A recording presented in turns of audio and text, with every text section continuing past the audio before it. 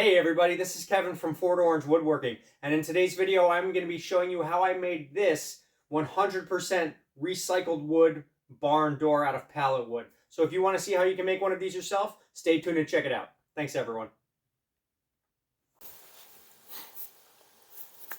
I've got my materials here that I'm going to be using for the project, and it just so happens that in the last load of pallet wood that I got, I had a whole bunch of these half-inch thicker boards that were a full three-quarter inch on these boards. And typically I don't use them that wide when I'm doing some of my pallet projects, so I just had a whole bunch of them left over, and they're going to be perfect for this barn door project. Most of them are a little bit cupped, actually almost all of them. So what I'm going to do is I'm going to plane them a little bit. I wasn't sure if I was going to plane them or not. I wanted it to look rustic perhaps, but I'm seeing once everything is laid out that there's all these stamps on them, all these heat treated stamps from the pallet plants, and I just don't want to see that all over the door. So I'm going to run these through the planer, probably not fully, but enough to take a little bit of the cupping out and to remove these heat treated stamps. So that's going to be my next step. But a good reason to lay out your project ahead of time whenever you have a chance, so you can foresee whatever problems might arise during your build. I also added this X shape at the bottom for decorative purposes, just because I liked it better than a simple crosshatch door. So that's going to be the rough idea. I'm going to go ahead, fire up the planer, and get started. Okay, so I've already lied. The first thing I'm going to do is I'm going to give each of these boards a nice clean cut so that I can take off some of the ends that have the splits and nails in them. And then the next thing I'm going to do is I've set up this rudimentary stop block setup so that I don't have to measure each one of these boards. It's going to make this go much faster. And then the last thing that I'm going to do is I'm going to pass over each one of my boards, every one of them, with this Little Wizard 2 metal detector. I use this on all my pallet projects. I know that people complain that pallet wood is full of metal and nails and little pieces, and that's very true. So I always run all of my boards with this Little Wizard 2 metal detector, which has picked up lots of little tiny pieces of metal for me. It works great, and I always use it especially before I run my boards to the planer. So now with this setup, I can start cutting, and then we can start trimming these boards down. All right, here we go.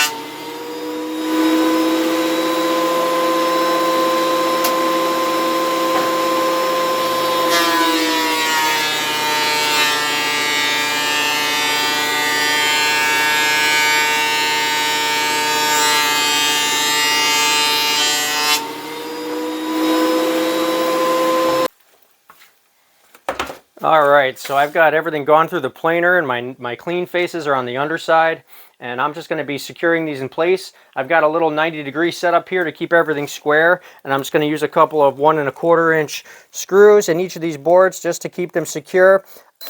I think the screws are a little bit overkill. I probably won't be using them for the entirety of this project, but since this is my first row, I want to make sure that this at least is square and even, and then hopefully everything else will fall into place with it.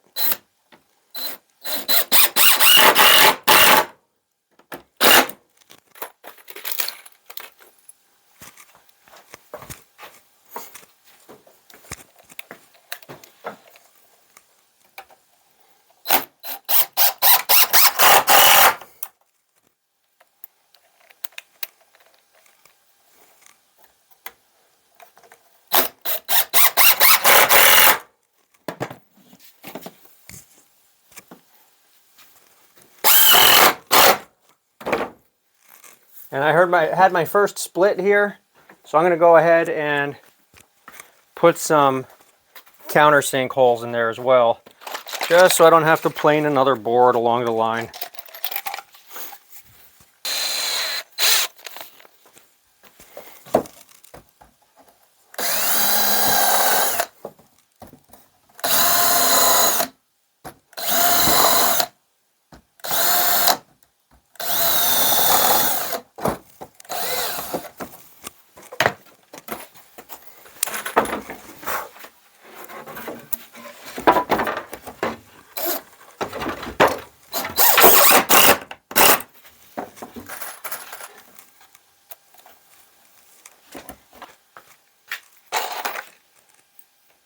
And then I'll do the same thing to make the bottom panel. And then when this is done, I'll connect them together.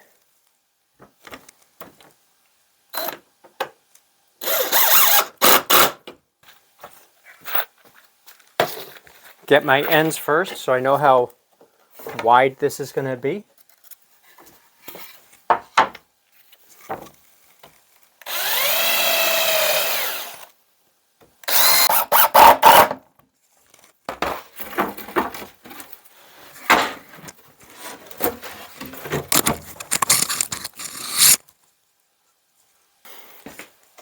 Alright, so I've got the back side of my door, the rough side, and I've got three 35-inch cross braces, if you will.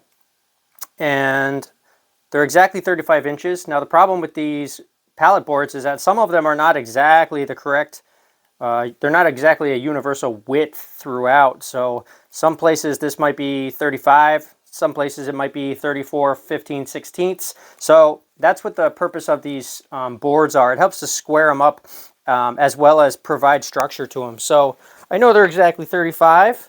So I'm going to start on one end and start securing these.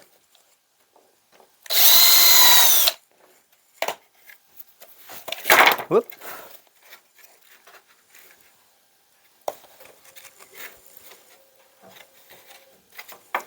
Okay, good. Oh.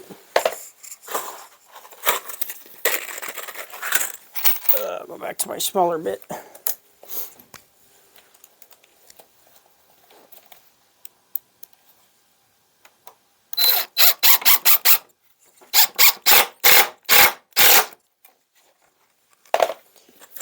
Get my first one, and then I'll get my last one, and then everything else will just fall in between.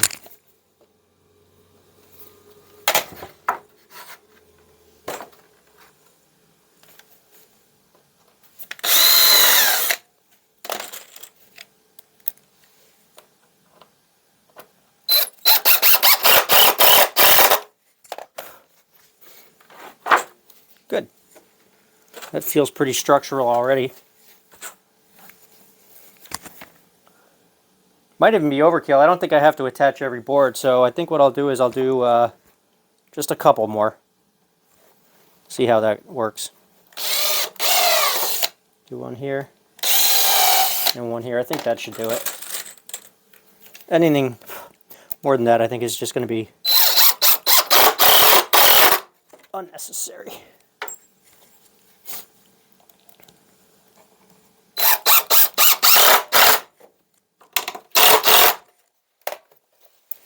Okay, then we're not going to go down to the bottom panel yet. We're going to go down to the middle. I've already got a couple screws in this center board. So it is attached to that bottom panel. This is the top panel. But what I need to do here, I'll show you, is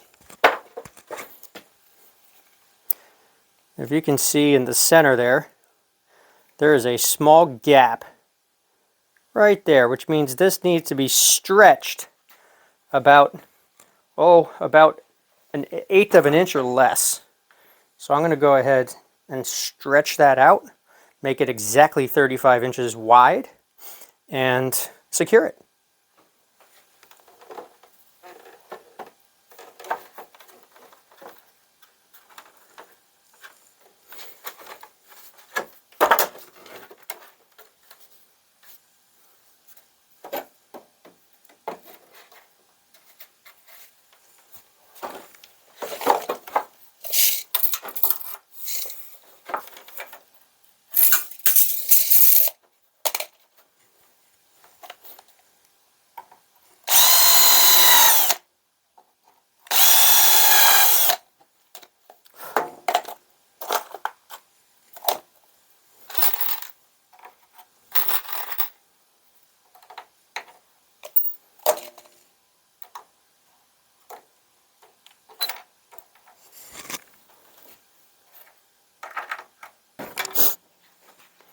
This nifty little contraption that I just pulled out of the corner is something that I built years ago and never really had a use for in my shop until now. So I'm going to set this bad boy up.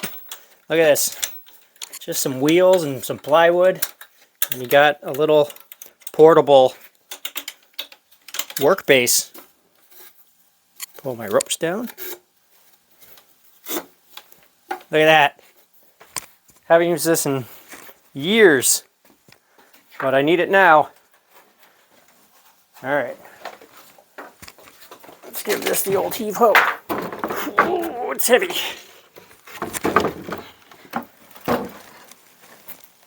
I love it. All right. That's cool.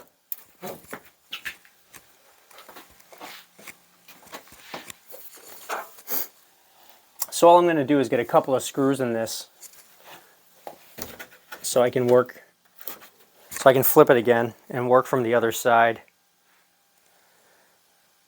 Oh no, I need to work from this side. Okay, so I'm going to have to work here and here. Okay, that's what I need to do. Go back and get my 1-inch screws.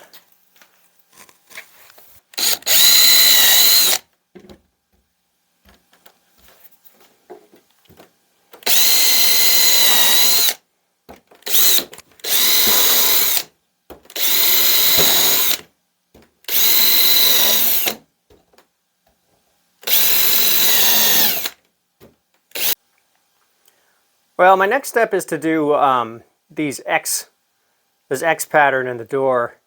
I've never done these before, and I know that I don't know if there's math involved or a trick, but honestly, this is a rough door. I'm pretty close. I'm just going to trim that end off. You can see right there, I got that little bit hanging off. It's not perfect. And over here, I'm going to do the same thing. I'm just going to cut it off. I will hook up later what the correct way to do this is, but for now, I'm just going to wing it because I want to get this project done, and it's not, doesn't have to be beautiful, okay? So I'm going to finish this up, make my cuts, and I'll show you how it looks when it's done. All right, stay tuned. Well, here's how the X's turned out. I think they came out pretty good. They are not scientific by any means, but I think they got pretty darn close. So that's going to be it for tonight. I'm going to decide what kind of hardware I want to put on this thing, and eventually it is going to fill this space here.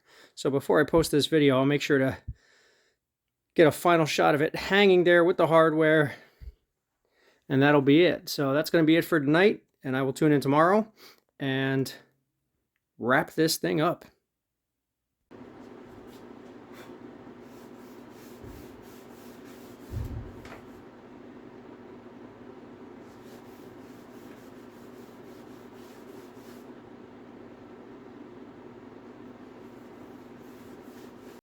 And that is it. I installed this on the wall using a basic barn door sliding kit that I purchased off of Amazon.